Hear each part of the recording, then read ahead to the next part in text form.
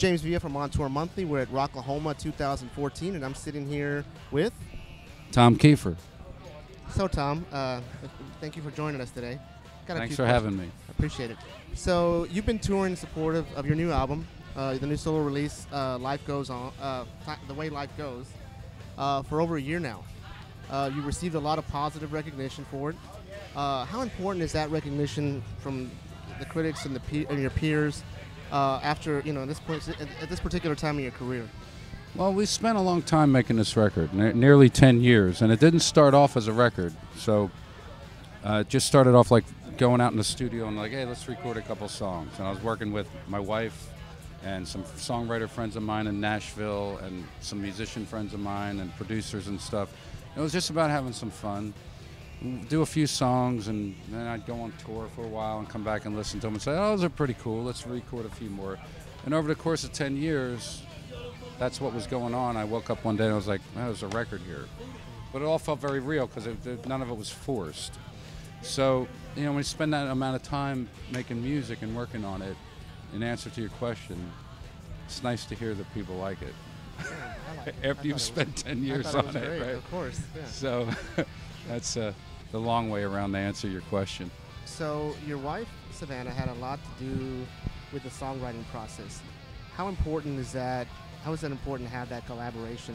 Well, she's an amazing songwriter, and she was actually in Nashville before me. Not only an amazing songwriter, but a really great, talented producer, too. She worked on Music Row for years at publishing companies and produced hundreds of demos and wrote hundreds of songs. And she not only contributed in the sense of producing and writing, but she was really plugged into the Nashville scene and all the musicians and session players and stuff. So everyone that played on my record, I met through her. So, she played a huge role in the record. That's great, yeah.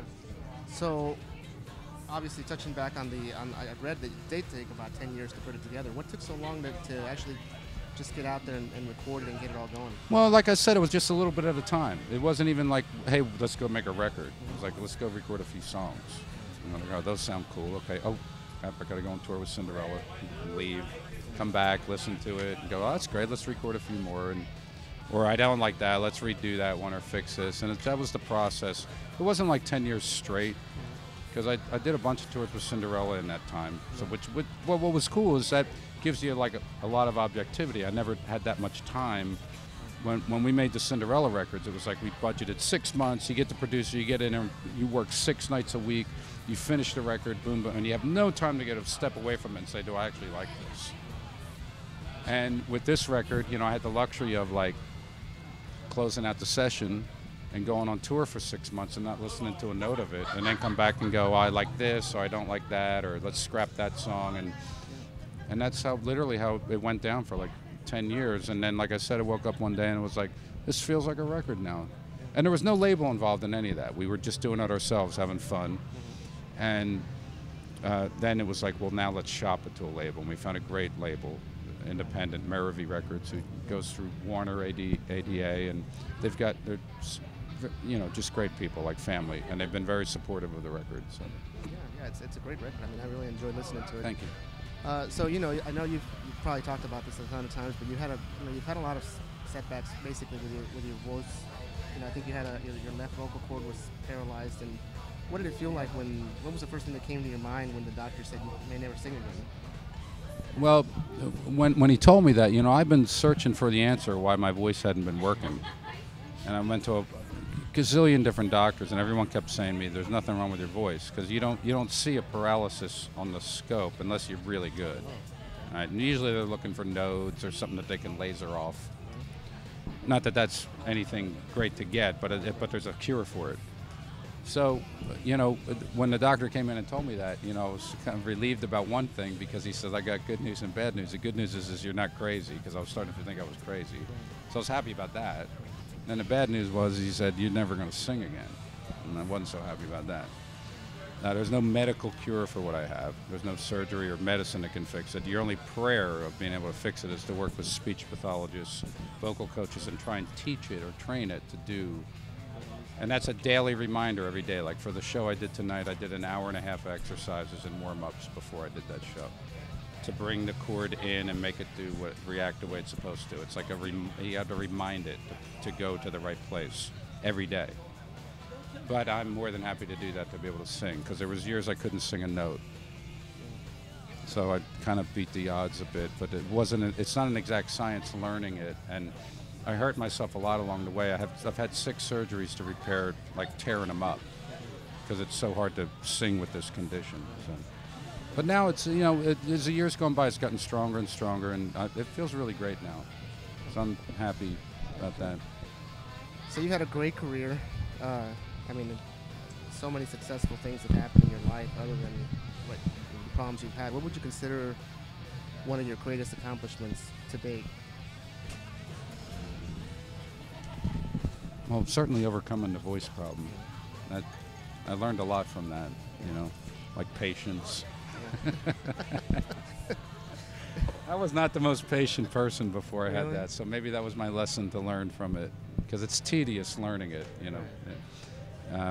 I don't know.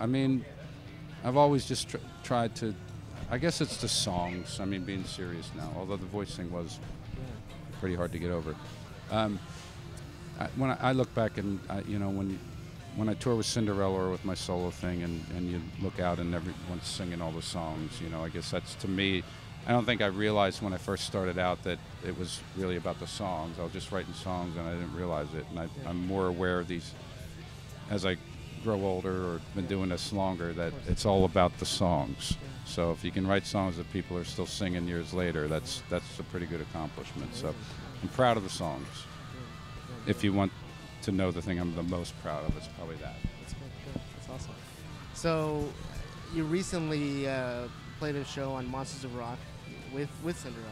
Mm-hmm. And being a photographer, I saw a lot of the photos and a lot of the little video clips and stuff, and it was nice to see that whole thing back again and back together. Any chance of you guys going out on the road anytime soon? Well, I'm going to be pretty tied up this year there's more singles coming out off the solo record, and I'm going to be touring with my solo band, pretty much the whole year, maybe a little into next year too. But prior to my record being released last year, Cinderella had toured quite a bit, and we were ready for a break. And we had actually just done 3 years in a row, 2010, 11, and 12. And the timing lined up that this label I signed with, and they wanted to release my record in 2013. And at the end of the tour in 2012, we were all like, that's it. We're going to take a break for a while. So it worked out fine. We decided to do Monsters of Rock this year because it's just, it's a few, it was fun to do it. And we always have a good time on that. But I didn't know I'd be touring again this year for the solo thing, but it's probably, it's a healthy thing for us to take a break for a while. So. Of course. Well, I guess that's really all I had. Oh, cool. Good talking to you. Every time I got to play